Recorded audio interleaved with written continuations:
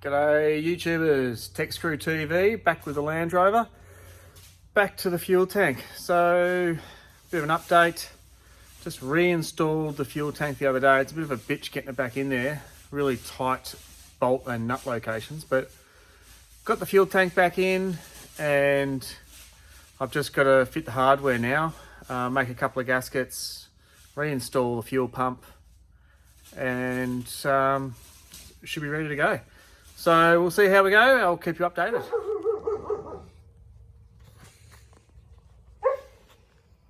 So there she is, all installed.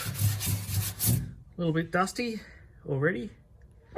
So the last coat of top coat, chassis paint, chassis, whatever, that's going on, so that's all done.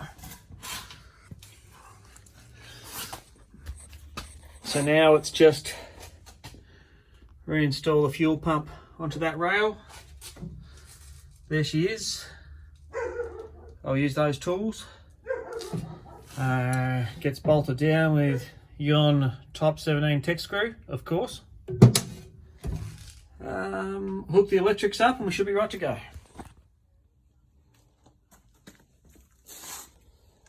All right, so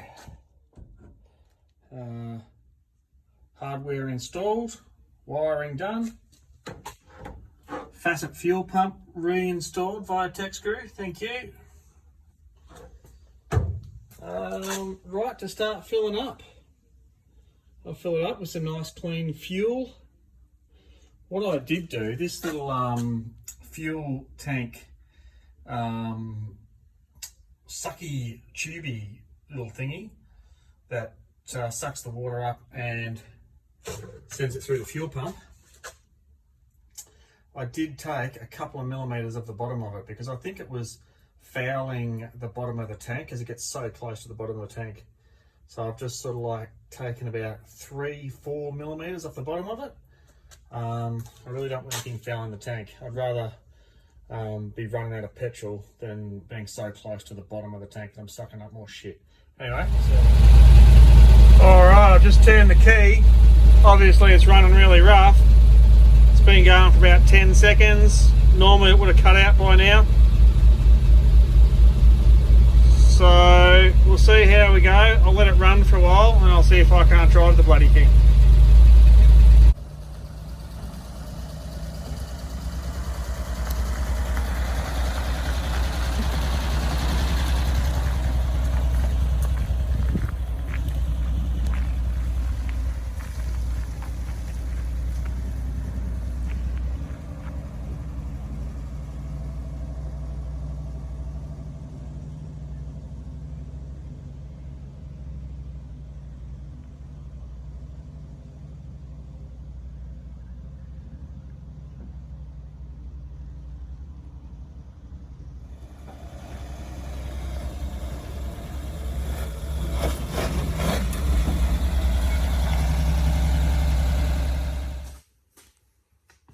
G'day again YouTubers. So we've reached the end of the Land Rover fuel problems and fuel tank restoration series.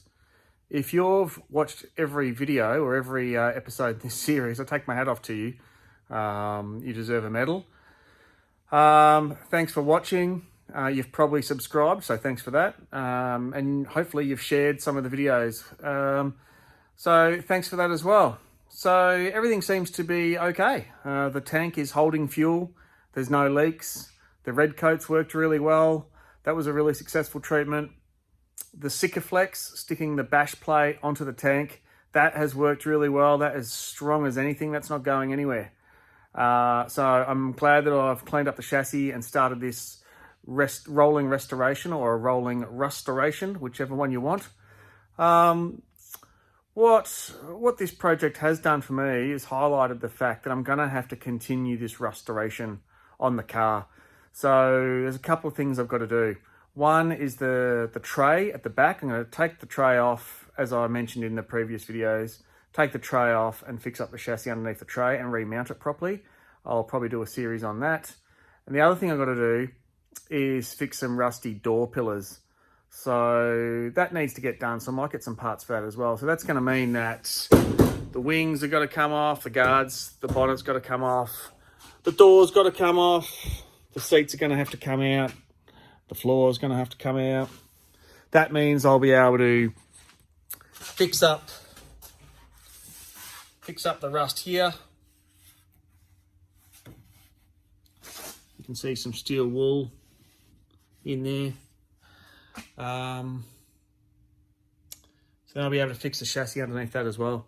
So that'll be a whole nother series, and that'll really take me outside my comfort zone, as this has as well. I've never done any work on Land Rovers before, and there'll be lots of Land Rover enthusiasts that'll think what I've done is pretty basic. But I was a bit skeptical about starting it, and it's only through watching other YouTube videos that's given me the confidence to even start anything like this. So it's all been a really good success. Thanks for watching again, and I'll see you in the next series. Thanks.